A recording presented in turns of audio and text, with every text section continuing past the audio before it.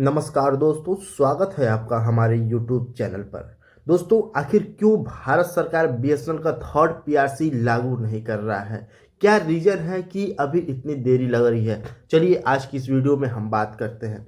दोस्तों, third PRC यानी कि थर्ड पे रिवीजन कमेटी, ये हर 10 साल में पीएसयू कर्मचारी की जो सैलरी है उसको बढ़ाने के लिए एक पे रिवीजन लाती है। और जो दूसरी सरकारी कंपनियां हैं इसमें ये पीआरसी लागू हो गया है, लेकिन बीएसएनएल में अभी तक नहीं हुआ है और इसी को लेकर कर्मचारी सालों से इंतजार कर रहे हैं। दोस्तों, सरकार का एक मुख्य शर्त रखा गया है।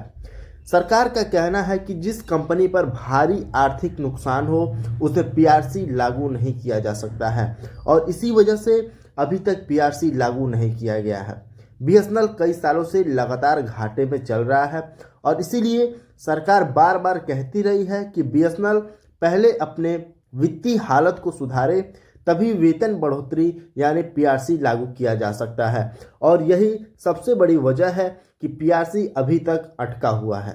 दोस्तों, बीएसएनएल के घाटा होने का कई कारण है।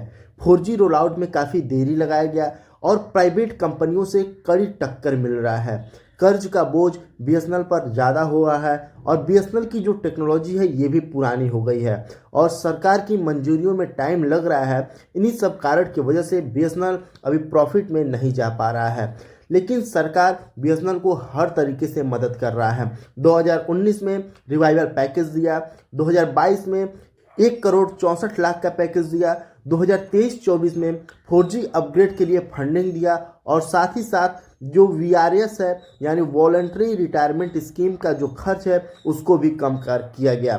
लेकिन सरकार कह रही है पैकेज देना और वेतन बढ़ाने में दो अलग बातें हैं। पीआरसी तभी मिलेगा जब बीएसएनएल खुद प्रॉफिट दिखाएगा।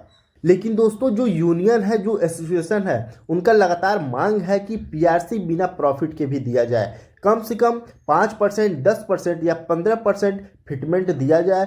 पे रिवीजन बिना किसी शर्त के लागू किया जाए। लेकिन सरकार अपने फिक्स्ड पॉलिसी पे है, नॉन प्रॉफिट पीएसयू में पीआरसी नहीं दे रहा है और इसी वजह से चर्चा तो बहुत होती है लेकिन अंतिम मंजूरी अभी तक नहीं मिली है। दोस्तों, बीएसएनएल यदि समय पर 4G शुरू कर देता तो आज उसके लाखों नए ग्राहक होते और रेवेन्यू बढ़ जाता। लेकिन बीएसएनएल का जो इंडिजीनियस 4G टेस्टिंग है, टेंडर प्रोसेस का लंबा समय लगा और जो इक्विपमेंट है उसके अप्रूवल में काफ़ी देरी लगा और इन सब कारणों से बीएसएनएल का जो रेवेन्यू है उतना नहीं बढ़ सका जितना बढ़ना चाहिए था और इसका सीधा असर बीएसएनएल के एम्प्लॉय पर पड़ रहा है क्योंकि भारत सरकार पीआरसी अभी लागू नहीं कर रहा है। दोस्तों, सरकार साफ कह रही है कि बीएसएनएल पहले 4G को पूरे देश में शुरू करे, अपने रेवेन्यू को बढ़ाए, अपने लॉस को कम करे और पहले फाइनेंशियली स्टेबल बने। जब ये सब हो जाएगा तब भी भारत सरकार पीआरसी लागू करेगी। दोस्तों, सरकार कह रहा है कि बीएसएनएल पहले से ही अपने एम्प्लॉय कॉस्ट पर बहुत खर्चा करता है। कंपनी के खर्च का बड़ा हिस्सा सिर्फ वेतन में चला जाता है। अगर पीआरसी दे दिया गया तो खर्च और बढ़ जाएगा और कंपनी फिर दबाव में आ जाएगी। इसीलिए सरकार इस बात से डरती है कि पीआरसी देने से पहले बीएसएनएल की हालत और बिगड़ सकती है।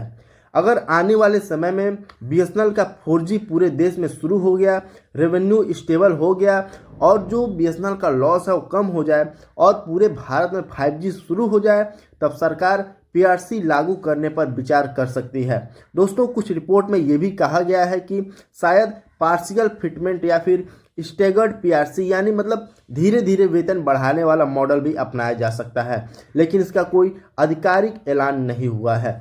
तो दोस्तों, अगर हम सिंपल लाइन में समझें तो बीएसएनएल थर्ड पीआरसी अभी इसीलिए नहीं लागू हो रहा है क्योंकि कंपनी अभी भी लॉस में है और जब तक बीएसएनएल प्रॉफिट में नहीं आता सरकार इसे मंजूरी नहीं देगी। ये पॉलिसी सिर्फ बीएसएनएल के लिए ही नहीं है, बाकी पीएसयू के लिए भी यही नियम लागू होता है। दोस्तों, उम्मीद है कि आपको ये पीआरसी समझ में आया होगा और आपको पता चल गया होगा कि आखिर भारत में बीएसएनएल एम्प्लॉय की पीआरसी क्यों नहीं लागू हो रहा है। ठीक है दोस्तों, वीडियो अगर यूजफुल लगा हो तो वीडियो को जरूर लाइक करिएगा, शेयर करिएगा, हमारे चैनल को जरूर सब्सक्राइब करिएगा। मिलते हैं आपसे अगले वीडियो में, तब तक के लिए जय हिंद, जय भारत, जय बीएसएनएल।